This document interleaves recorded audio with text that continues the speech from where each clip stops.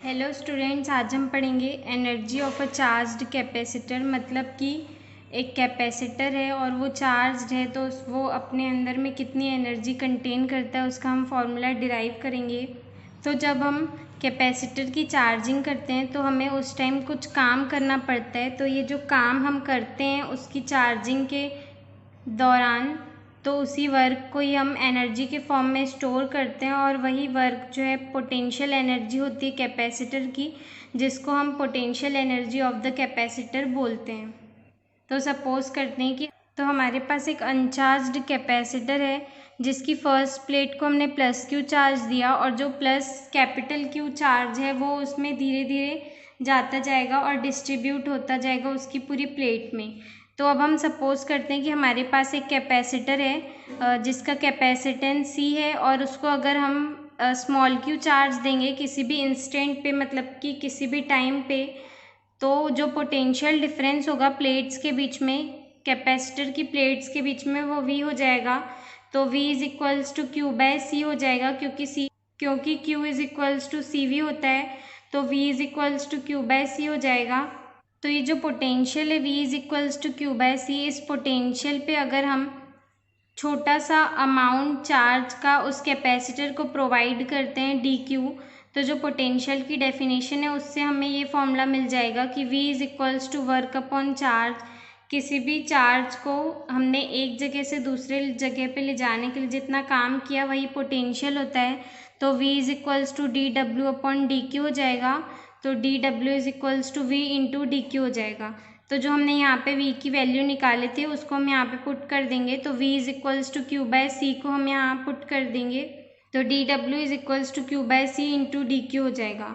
अब D W जो है वो small amount of work done है जब हमने कैपेसिटर को डी क्यू चार्ज दिया, मतलब कि वो छोटा अमाउंट है। तो हमें टोटल वर्क डन निकालना है तो हम इसके दोनों साइड्स पे इंटीग्रेट कर देंगे। तो W is equals to integral of D W हो जाएगा इज इक्वल्स टू, जो लिमिट्स होगी वो 0 टू Q होगी क्योंकि एक अनचार्ज्ड कैपेसिटर था जिस पे पहले 0 था और फिर चार्ज टोटल जो हुआ वो कैपिटल Q हुआ, तो लिमिट्स 0 टू Q हो जाएगी और यहाँ पे dw की वैल्यू रख देंगे Q bye C into D Q.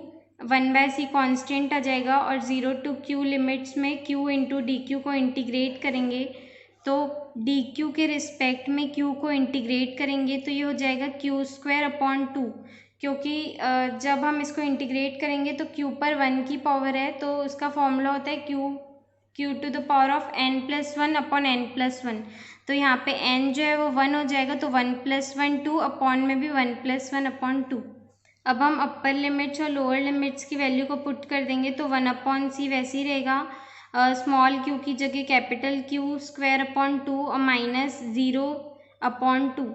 तो जो वर्क डन का फॉर्मूला हो जाएगा वो W is equals to 1/2 Q square upon C. तो ये जो वर्क है ये पोटेंशियल एनर्जी के फॉर्म में स्टोर हो जाएगा और यही फॉर्मूला होगा कैपेसिटर की एनर्जी का।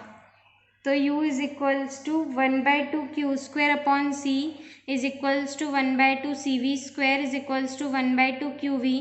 तो ये वाला फॉर्मूला तो हमने डिराइव कर लिया और ये दोनों इसकी हेल्प से कैसे आएंगे उसको देखते हैं। इसकी हेल्प से ही हमें ये दोनों मिलेंगे, तो देखते हैं। ये था हमारा first formula, U is equals to 1/2 Q square upon C. Potential energy को हम U से रिप्रेजेंट करते हैं, तो ये हमारा हो जाएगा इक्वेशन नंबर 1। अब हम इक्वेशन 1 में U is equals to 1/2 Q का जो फॉर्मूला है वो हमें पता है कि CV होता है, तो हम Q की जगह CV का होल स्क्वायर अपॉन में C पुट कर देंगे।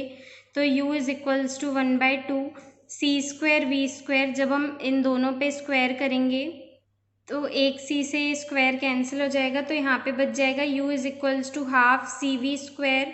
तो ये हो जाएगा हमारा सेकेंड फॉर्मूला। अब हम थर्ड फॉर्मूला देखते हैं। जो हमारा थर्ड फॉर्मूला है वो इस फॉर्मूले की हेल्प से आएगा, U is equals to half CV square. तो ये हो जाएगा इक्वेशन नंबर 2। अब हम इक्वेशन नंबर 2 में U is equals to 1/2 C की जगह Q बाय V पुट कर देंगे, क्योंकि C का जो फॉर्मूला है वो Q बाय V होता है, तो Q by V into V square. तो यहाँ एक V से ये स्क्वायर कैंसिल हो जाएगा, तो हमारा फॉर्मूला क्या हो जाएगा, U is equals to 1/2 QV। तो ये थे हमारे 3 फॉर्मूले। Thank you.